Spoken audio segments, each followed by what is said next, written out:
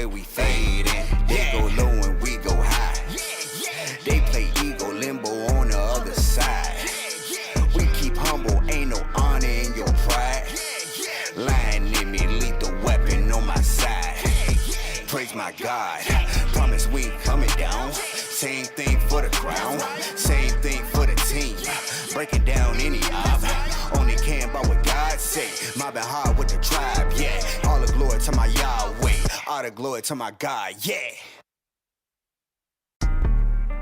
Praise God, praise God, praise God, praise God, praise God. Peace, peace, peace, peace. What's going on, y'all? I apologize to anybody who was waiting for me this morning. That's first and foremost. And the reason why I apologize is simply because I forgot. I simply just forgot to go live today. And the only reason why I forgot is because I was working. I have a logo that is killing me right now. I got like 6 or 7 different types of flyers I need to do.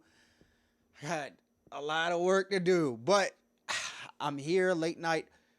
It's late for me. It's about 10:24 p.m. But either way, we still gonna get this video out. So normally during the morning times, I like to watch The Rising. And I felt at a certain point in time that they were very unbiased about their opinions, specifically the direction to which they lean.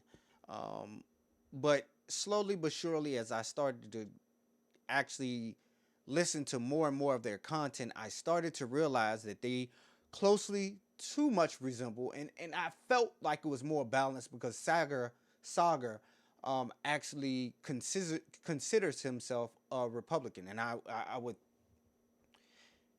shame on me, because I would think that being so balanced on both the left and the right on this type of show that they wouldn't lean in a direction that actually is against what they actually are reporting against. So, like, take for instance today, and today was more of a prime example of what it is that the liberal media has always been doing, as far as lying about the Donald Trump presidency.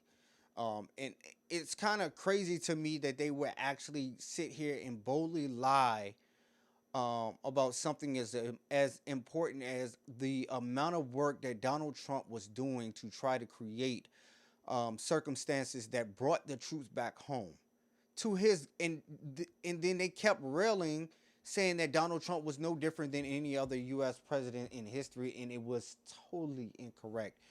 So many people went off the rails when it came to Donald Trump being less of a Warhawk than anybody else's administration, and it clearly shows that there is a slight bias against the Donald Trump presidency from the entire media, because they could have just fact checked that, because it wasn't even that long ago that Donald Trump had even said anything about bringing the troops home. Literally, it was like around September that he was actually saying, and I'm looking at a video right now where they reported on September the 28th. So, I mean, this is way before the election even dropped. So, like, bruh, can we cut it out about the lies about Donald Trump? But again, they can't. They have to push this narrative. They're still pushing the narrative that Joe Biden won, even though that we all know, as on this side of the pond, that Joe Biden has yet to win yet, because he still hasn't been certified. Votes are still being counted. Yeah, we can say he won the popular vote, but again, the popular vote was won by Hillary Clinton also. So that doesn't really mean too much of anything. Like, you can't say because he won the popular vote he's going to win the electoral college. That just doesn't make any sense to say that much. And then also CNN and the news can't say, nor the Hill can say, that any one president won the presidency until the president is certified by the electoral colleges, and that doesn't happen until December. So the only reason why Donald Trump won the actual race last time, and anybody can look at this up, is because Hillary Clinton herself conceded to Donald Trump. as the difference between this is Donald Trump said he's not going to concede to Joe Biden. That's what he said. So if he said he wasn't going to concede and he was going to go through the process to which is a legal process now, I mean, could you really be mad that he's using the system against the system? Like the system actually is trying to kill his stance as an American president, but then he's using that same system that the swamp created to kill the swamp. And he said he was going to kill the swamp. So if Donald Trump beats the swamp, you can only be mad at the swamp. I mean, you can only be mad at the swamp. So again, I mean, we're going to get off that. I really want to get back to this on the Hill, because I heard it and I was like, no, that can't be right. That just cannot be right what they're saying right now, because it sounds so incorrect on what they're actually reporting. So we're going to go ahead and go to this video. It came out this morning. This video came out this morning. I can't get the time right now. It's not, I don't see the time or anything or when it went up. But nonetheless, it came out this morning. It came out today. So here's the video which I'm talking about, and they start talking about the swamp and Joe Biden and this, that, and the third. But let's take a look at this video. Well, the swamp is already returning to its very natural conditions. Saw a tweet yesterday which just absolutely set me off. Let's throw this up there on the screen from the Heritage Foundation.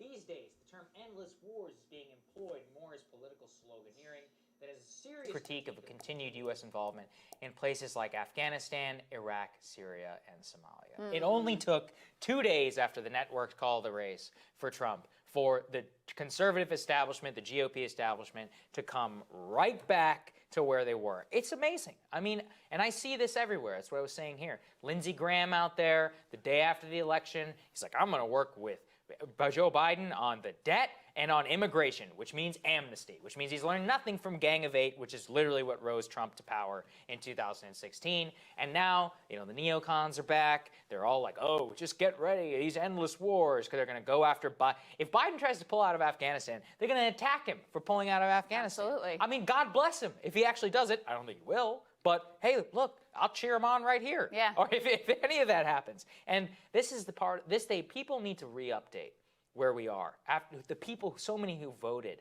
in order to get out of these wars. I mean, at this point now, it's 3 or 4 separate elections in which you have presidents who have said that they will wind down these wars. Now, is it going to happen?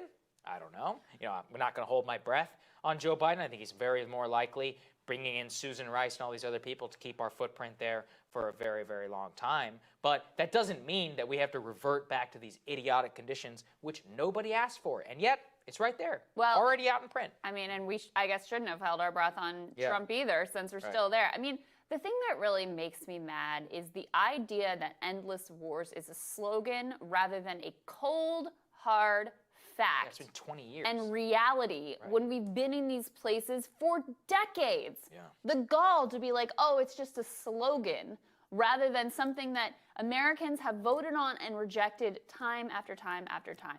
Trump's unorthodox, for the Republican Party, position on Iraq and on Afghanistan is as much responsible for his 2016 victory as anything else. But yeah, I mean, we see who the Biden administration is floating for DOD and who they're floating for Secretary of State and these positions. I mean, it's a return to the Obama era years. And so we'll see, or none of us, I think, are holding our breath here. But yeah, I have little hope that the Republican Party has actually learned anything of substance from the Trump administration. All the critiques that you see anytime when they've actually dared to buck him has been on the issues where he was the most correct. Yes, like, right. It's like, no. You're right. I don't like him either, but you're critiquing him in all of the wrong ways. Or like that Miles Taylor dude who leaves and is like, oh, no. he was trying to get us out of the wars, and we just couldn't have that. Yes, we need that. Look, some good news. Michelle Flournoy, who is floated as future Secretary of Defense, has praised the deal with the Taliban. So hopefully they continue to go on. Again, do not hold your breath. This is how the swamp works. This is how it all goes. And with the Secretary of State and other picks, I very much expect it to continue. But it's just amazing to see how quickly they can start singing that old tune. It's like they never forgot it. And this is in large ways is an indictment of Trump because the Heritage Foundation staffed the White House. They were the most powerful conservative think tank in Washington. And look just how quickly they go right back. So here's. So I stopped the video there because, I mean, it's like a 4-minute video. It's not that long. But I stopped it there because when we take in consideration of what Trump actually was trying to do with the military, with bringing more of our soldiers home, which I would love to see, because as a veteran, as a Iraq veteran who fought in OIF, 0506 rotation, as a veteran, I would like to see my brothers and sisters home. I wouldn't want any of the teenagers that go to war or go into the army have to suffer with the losses that I lost myself. So it appealed to me when Donald Trump said that he actually wanted to bring the troops home. He made deals with so many countries to stop us from getting out of war, and then you have them sitting here with the audacity to say that Donald Trump was just like the other presidents, the previous presidents, and the audacity for them to say that he wasn't trying to put policy out there to fix the issues when it came to war. They just literally mentioned the deal with the Taliban. They didn't mention the fact that Donald Trump actually got us out of war, or close to war, getting close to war with North Korea. What about, you know what I mean, the Middle East, the peace in the Middle East that Jared Kushner from the Trump administration employed? He was trying to get us out of these wars. But they want to make him seem like he's as much of a war hawk as Obama and now Joe Biden. We know that Joe Biden voted for every single war that came to his establishment, that came to his table. Every single war that came to his table, came to his vote, he voted for. He's a war hawk, just like Obama was a war hawk. But the thing is, Trump was so anti-war, He wasn't for war, though there was war still going on during his presidency. He was so anti-war, he even spoke out against the military-industrial complex publicly, which got him in hot water with the military-industrial complex, to where they were going to tell the president, I'm not going to war. I'm going to keep these wars going because this is what pays my bills. This is what they said. This is what the general said to the president of the United States, who said he wanted to get us out of these endless wars. This is what Donald Trump said. But I'm not going to give you this jargon and not give you no facts. Because again, we are in 2020. Everything is videotaped. Everything is documented. Let's go. The head of the U.S. Army defended leaders of the armed forces on Tuesday, a day after President Donald Trump accused the country's top military brass of wanting to fight endless wars to satisfy military contractors. They want to do nothing but fight wars so that all of those wonderful companies that make the bombs and make the planes and make everything else stay happy. U.S. Army Chief of Staff James McConville, the Army's top general, said that military leaders would only recommend sending troops into combat when it was in the interest of national security or as a last resort, adding, quote, "Many of these leaders have sons and daughters that serve in the military. Many of these leaders have sons and daughters who have gone to combat or may be in combat right now." McConville, who Trump appointed to his post, declined to comment directly on Trump's criticism of Pentagon leaders, saying the military should remain out of politics, especially this close to an election. Trump's comments come after a report last week that he had called fallen U.S. troops buried in Europe losers and declined to visit an American cemetery because he thought it was unimportant. Now, I'm not gonna comment on them last comments because the thing I've noticed about the media is that every time Trump does something good, they have to bring up something to make you hate him again. And they do that every single time. It's not even like they're having a balanced conversation. They're not having a balanced conversation. They're not. I got this from Reuters. I forgot who Reuters is bought by. I don't really care. Not really. But at the same time, it's kind of like, why do people hate Trump so much if these are the things that they're doing and they have to admit that he's doing? We just sat here and listened to him out his own mouth talk about the military-industrial complex and how these military leaders don't want to leave war because they want to keep going because they got to appease the contractors. And the person in his cabinet that he appointed, he didn't want to speak about it. But one of the other generals did and was like, well, we got men and women. We doing this for national security. No, you're not. The reason why a lot of my brothers and sisters died was because we were fighting for the same oil fields that y'all did in the early 90s. In the early 90s with the 72-hour war.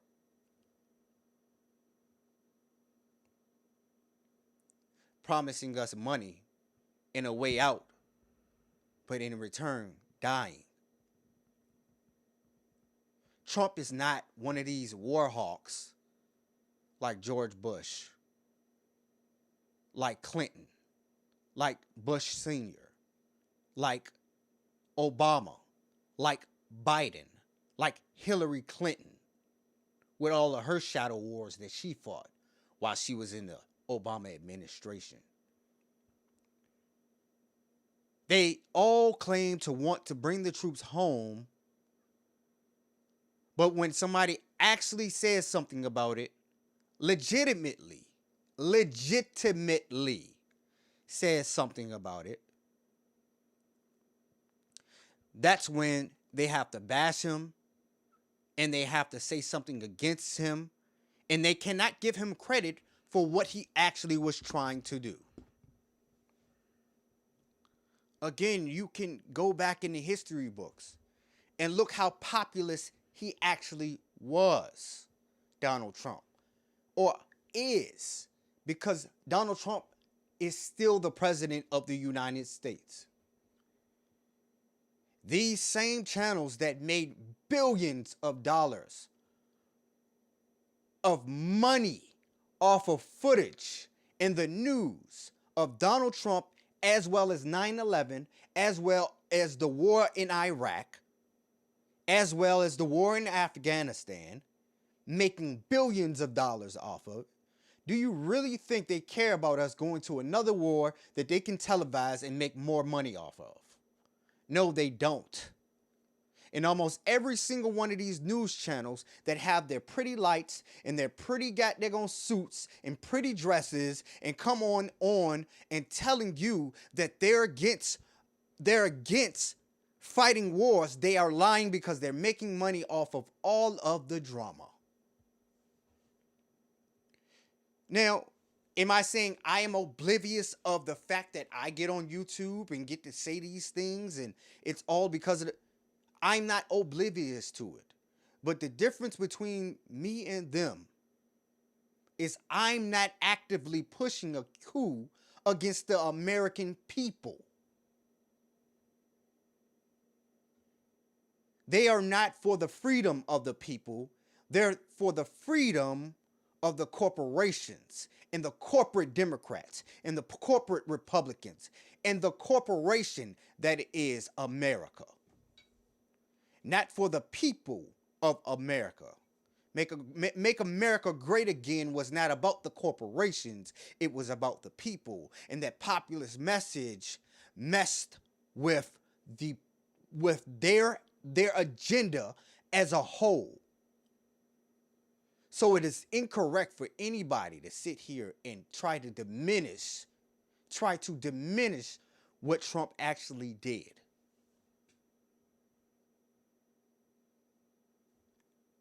The videos speak for themselves. The videos speak for themselves. It's nothing else you can say, nothing else you can do. He said what he said. Look at the backlash. That's all you got to do.